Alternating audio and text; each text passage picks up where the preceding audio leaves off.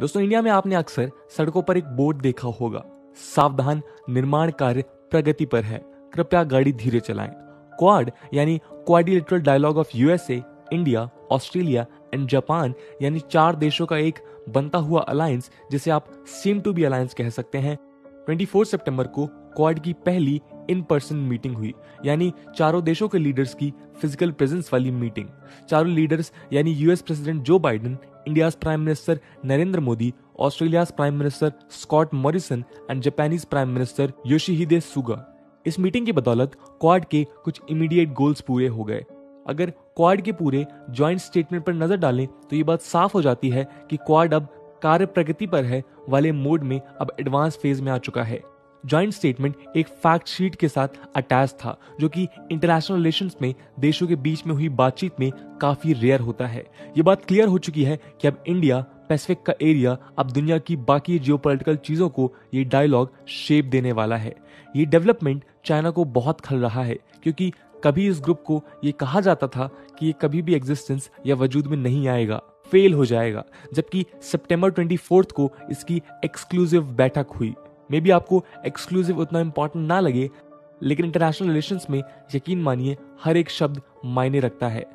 Joint statement का ये साफ कहना है कि चारों देश इस कोऑपरेशन को हर साल करते रहेंगे।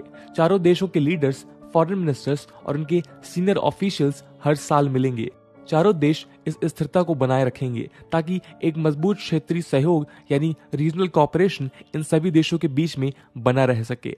क्वाड अभी कोई एक फॉर्मल यानी ऑन पेपर अलायंस में तो नहीं है, लेकिन जैसा कि स्टेटमेंट में ये मेंशन किया गया है कि चारों देशों के लीडर्स हर साल मिलेंगे। अगर आप थोड़ा देखें तो हर साल G7, G20, UN, नेटो कुछ ऐसे ही देशों की अक्सर बैठकें होती हैं, यानी कि इन मीटिंग्स में काफी देशों का इन्वॉल्वमेंट। दोस्तों, क्वाड जापान के पूर्व प्रधानमंत्री शिंजो आबे का इनिशिएटिव था कि चाइना की बढ़ती हुई असर्शन यानी मनमानी को रोकने के लिए दुनिया में एक रिएक्शन खड़ा होना चाहिए। चाइना न सिर्फ इंडो पैसिफिक बल्कि पूरी दुनिया में अपना दबदबा बढ़ाता ही जा रहा है। चारों क्वाड देश हों या फिर इन देशों के अलाइज यानी मित्र राष्ट्र, सभी कहीं ना कहीं चाइना के रोष को झेल रहे हैं, या तो मिलिट्री टर्म्स में या फिर इकोनॉमिक टर्म्स में। पड़ोसी देशों में फिर चाहे वो जमीन के पड़ोसी हों या पानी के पड़ोसी यानी आइलैंड नेबर्स, चाइना इन सभी देशों में कई क्षेत्रों को क्लेम करता है कि वो उसकी हैं, और चाइना इस बात की कोशिश करता जा रहा है कि इकोनॉमिक डिपेंडेंस के जरिए वो सामान्य अंतर्राष्ट्रीय नियमों की धज्जियां उड़ा सके। आपको महबूब खान साहब की फिल्म मदर इंडिया याद होगी। गांव का एक कर्जदार सुखीलाल रहता है। वो राधा यानी नरगिस जी को कर्ज देता है। कर्ज का ब्याज इतना होता है कि राधा और उसके दोनों बेटे बिरजू और रामू जरूरत से ज्यादा अनाज पैदा करके भी नहीं उतार पाते। बदले में सुखीलाल जमीन हड़पने की कोशिश करता है। बस कुछ ऐसा ही चाइना कुछ देशों के साथ कर रहा है।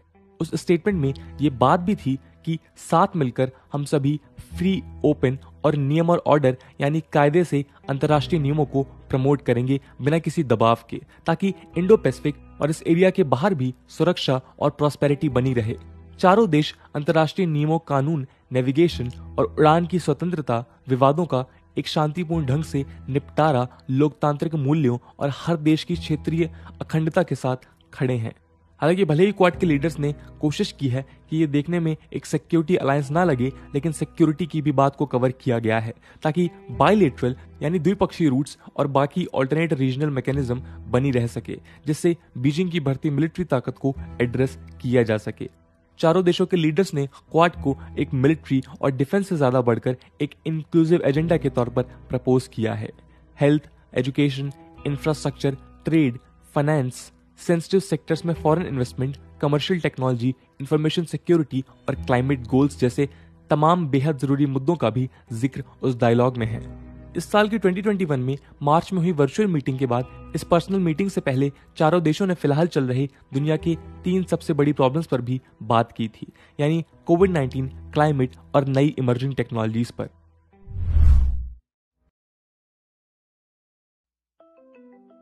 चारों देशों ने मिलकर क्वाड वैक्सीन एक्सपर्ट्स ग्रुप का फॉर्मेशन किया है, जिसमें टॉप लेवल के एक्सपर्ट्स मिलकर इंडो पैसिफिक की हेल्थ सिक्योरिटी और कोविड-19 के रिस्पांस में साथ खड़े होकर कोऑपरेशन में काम करेंगे। एक safe, effective quality assured vaccine production और वैक्सीन के बेटर एक्सेस के लिए चारों देशों ने मिलकर एक मल्टीलेटरल एफर्ट्स के तहत कोवैक्स फैसिलिटी को फॉर्म किया है।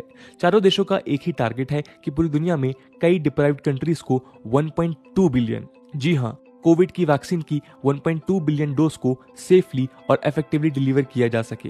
फैक्ट शीट के मुताबिक चारों देशों ने मिलकर अब तक 79 मिलियन कोविड की वैक्सीन इंडो पैसिफिक के रीजन में डिलीवर कर चुके हैं अपने कमिटमेंट के मुताबिक।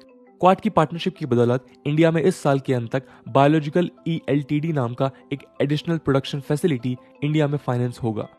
इसके साथ ही जैसा ही मार्च में तय किया गया था कि वैक्सीन के गैप को दूर करने के लिए लो और मिडिल इनकम कंट्रीज में वैक्सीन की सप्लाई को इफेक्टिवली और क्वालिटी एश्योर्ड तरीके से भी बढ़ाएंगे। इंडिया इस साल के अक्टूबर से कोवैक्स का एक्सपोर्ट वापस से रिज्यूम करने वाला है, तो वहीं जापान $3.3 बिलियन के कोविड-19 crisis response emergency support loan के जरिए रीजनल पार्टनर्स को सपोर्ट करने के लिए इसे रिज्यूम करेगा। इसके साथ ही ऑस्ट्रेलिया, साउथ ईस्ट एशिया और पैसिफिक के देशों में $212 मिलियन की एक सहायता राशि भी देगा। इसके साथ अपनी वैक्सीन रोल आउट को पूरा करने के लिए इन सारे रीजन्स यानी साउथ ईस्ट एशिया और पैसिफिक में $219 मिलियन भी एलोकेट करेगा।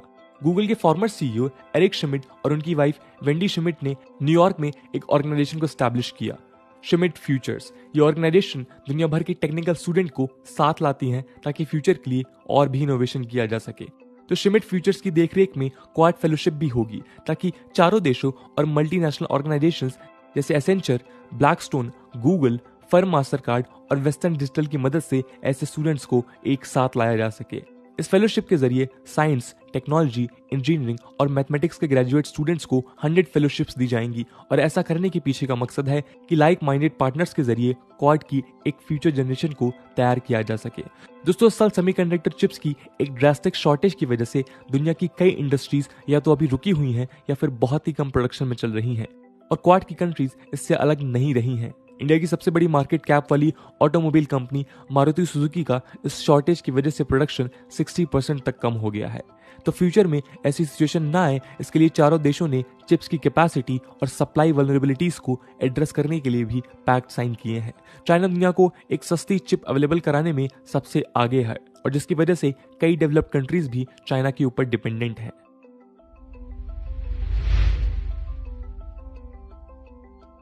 सिंस क्वाड कंट्रीज ने न्यूजीलैंड, साउथ कोरिया और वियतनाम के साथ मिलकर कोविड-19 के वैक्सीन डेवलपमेंट में भी कोऑपरेट किया है, तो ये भी पॉसिबल है कि मई में आगे ये सारी कंट्रीज एक साथ आ जाएं।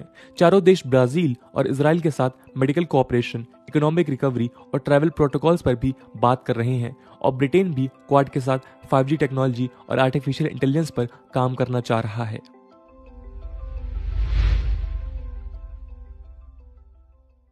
ज्वाइंट स्टेटमेंट में ये बात क्लियरली मेंशन की गई है कि चारों देश इस बात की एडवोकेसी करते हैं कि अफगानिस्तान की टेरिटरी को टेररिज्म के लिए नहीं यूज किया जाना चाहिए, ना ही टेररिज्म को पनाह देने के लिए या फिर मिलिटेंट्स को ट्रेनिंग देने के लिए भी। पाकिस्तान का नाम लिए बगैर चारों देशों ने इस बात पर एम्फसाइज किया कि प्रॉक्सी टेररिज्म को बढ़ावा देने वाले स्टेट्स को किसी भी किस्म का लॉजिस्टिकल, फाइनेंशियल और मिलिट्री सपोर्ट नहीं मिलना चाहिए, जिससे किसी भी देश में आतंकवाद ना बढ़े। अगर ये इंडिया के लिए एक काफी महत्वपूर्ण मुद्दा था, तो जापान को भी इस बात के लिए एक कॉपरेशन की बात कही गई कि नॉर्थ कोरिया और उसके न्यूक्लियर मिसाइल प्रोग्राम को जापान के साथ एड्रेस किया जा सके। नॉर्थ कोरिया का कहना है कि जब तक उसके ऊपर से लार्ज इंटरनेशनल सैंक्शंस नहीं हटते हैं, तब तक वो अपना न्यूक्लियर मिसाइल प्रोग्राम बंद नहीं करेगा। जापान के एक फॉर्मर डिप्लोमेट और special adviser to Japan's cabinet Kunihiko Miyake का कहना है कि हम नेटो जैसा कोई भारी भरकम सिक्योरिटी अलायंस नहीं परस्यू कर रहे हैं, बल्कि उससे कहीं ज्यादा कई ग्लोबल इश्यूज को एड्रेस करने वाला एक मल्टी लेयर्ड सिस्टम बनाना चाहते हैं। मियाकी का कहना है कि क्वाड को या इंटेलिजेंस शेयरिंग ग्रुप 5i हो या फिर अभी हाल ही में बना ऑस्ट्रेलिया, यूके, यूएस का सबमरीन पैक्ट, ये सब सिर्फ एक ही देश को एक क्लियर मैसेज दे रहे हैं, चाइना। वर्ल्ड के बहुत से कॉर्नर्स का कहना है कि AU-KUS डील क्वाड के सिग्निफिकेंस को डाइल्यूट कर देगी, जबकि कई दूसरे एक्सपर्ट्स का यह भी कहना है कि दोनों कहीं ना कहीं एक दूसरे की मदद ही कर रहे हैं। AU-KUS ब्रिटेन को इंडो पैसिफिक में लेकर आ रहा है, जो कि उसका प्राइम एरिया भी नहीं है। इनफैक्ट ब्रिटेन की जो वोयेजेस और फ्लीट मेडिटेरियन से साउथ चाइना सी की तरफ हेडेड है, वो कहीं ना कहीं सिग्निफिकेंट तो है ही। और AU-KUS को अनाउंस करते वक्त तीनों देशों के लीडर्स ने ये साफ तौर पर क्वाड को एक इंपॉर्टेंट पार्ट कहा था। और अगर कुछ चीजें डिफरेंट हों तो भी बायलेटरली और मल्टीलेटरली क्वाड के मेंबर्स मालाबार नेवल ड्रिल्स में एक दूसरे की इंटरऑपरेबिलिटी को मजबूत करने के लिए पार्टिसिपेट तो करते ही हैं, जो कि अपने आप में क्वाड की इंपॉर्टेंस को रेटिफाई करता ही है। इंडिया और जापान ने अपना पहला बायलेटरल एयर और ग्राउंड डिफेंस एक्सरसाइज कंप्लीट कर लिया है और इसके साथ ही ऑस्ट्रेलिया और इंडिया ने भी अभी एक लॉजिस्टिक एग्रीमेंट साइन किया है, जिससे ये बात भी साफ तौर पर दिखती है कि ऑस्ट्रेलिया और इंडिया अपनी शिपिंग और मैरीटाइम डेटा को एक दूसरे से शेयर कर रहे हैं। दोस्तों, जैसा कि वीडियो के शुरू में मेंशन किया गया था कि जब सड़क बन जाती है तो फिर आप बिल्कुल आसानी से गाड़ी चलाते हैं। क्वाड की सड़क अब बन चुकी है और ये कार्य प्रगति पर है वाला बोर्ड भी हट चुका है। तो अब रियलिटी में ये बात साफ है कि चाइना और पाकिस्तान को बहुत संभल कर इस सड़क पर चलना पड़ेगा। तो दोस्तों, ये थी कहानी क्वाड की और उनके क्लियर मैसेज की चाइना और पाकिस्तान को। आज की वीडियो के लिए इतना ही। आई होप आपको वीडियो पसंद आई होगी और अगर पसंद आई है तो अपने दोस्तों के साथ शेयर करना मत भूलिएगा। हम मिलते हैं अगले वीडियो में, तब तक के लिए जय हिंद, जय भारत।